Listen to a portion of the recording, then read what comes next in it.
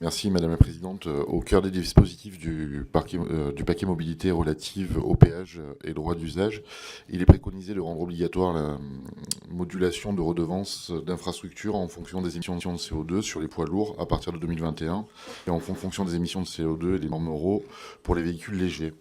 Vous avez en tant que rapporteur jugé pertinent le nouveau dispositif proposé et je vous volontiers cette analyse.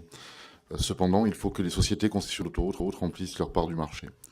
La commissaire européenne en charge du transport Violeta Bulc voudrait leur imposer le recours à un système de télépéage européen unifié.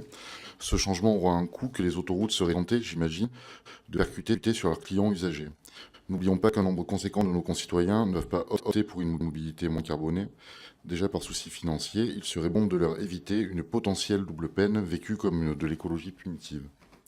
Quelles seraient, d'après vous, les solutions d'anticipation à prévoir afin d'éviter aux Français de subir financièrement ce changement salutaire pour notre planète? Je passe. Ces redevances sur les infrastructures, il y a deux objectifs. Si on parle vraiment d'écotaxe à la manière de ce qu'ont fait les Espagnols, pour moi, une écotaxe, elle doit avoir avant tout un comportement incitatif. Et l'objectif premier ne doit pas être de financer des infrastructures. Je m'explique. Je rappelle que dans le terme écotaxe, on a éco, déjà. Hein, donc, cette écotaxe doit aussi prendre en compte une modulation en fonction des CO2 et des particules fines.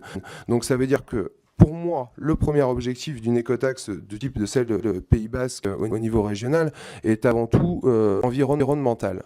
Après, on sait très bien que c'est détourné aujourd'hui des objectifs de financement des infrastructures. Moi, ma position, c'est surtout... laissons déjà l'Union européenne nous offrir la possibilité d'avoir l'autonomie et discutons-en. Après, nous, à l'Assemblée, on a eu des assises de la mobilité qui ont eu lieu. On a une loi d'organisation des mobilités qui va arriver dans notre commission en plus d'ici quelques semaines. Donc, on aura l'occasion de discuter de ces questions de régionalisation ou pas, de voilà à quel niveau fixent les AOM. Ce sera des discussions et des débats que nous aurons qui, j'imagine, seront fournis.